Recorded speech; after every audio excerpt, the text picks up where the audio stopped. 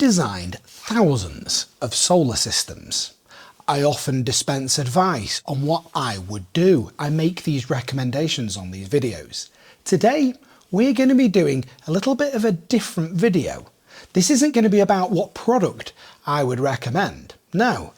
Instead, I'm going to be doing a live product demonstration with one of our senior design engineers, Lee, and we're going to be going through all the considerations we would make on a solar system as if I was redesigning my house.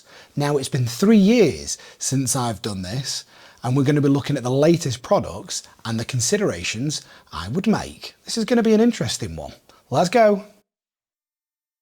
So let's start with talking through my current system at my home. I bought a 1960s property that was an absolute shed about 3 years ago, effectively. One of the first things that I said, of course, is I think we need a re-roof, and made every excuse under the sun to make sure that solar panels was the first thing that we fitted on the house, essentially. I was one of the early adopters of the Give Energy battery storage systems, their latest Generation 3 5 kilowatt hybrid inverter. But this was another design consideration I had to give. On the Give Energy hybrid inverters, the maximum power point trackers, there was only 2, but I had 3 elevations. There was also a minimum voltage requirement, and for people out there that don't know what a minimum voltage requirement is, in order for an inverter to start working, you need a minimum voltage level.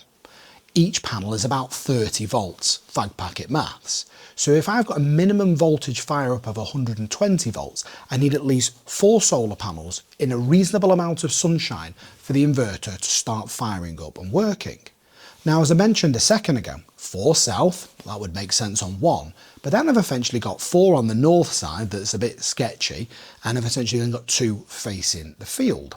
So I was in a position where I had all the elevations, but I didn't have the number of maximum power point trackers or the minimum voltage level I needed in order to be able to make it work.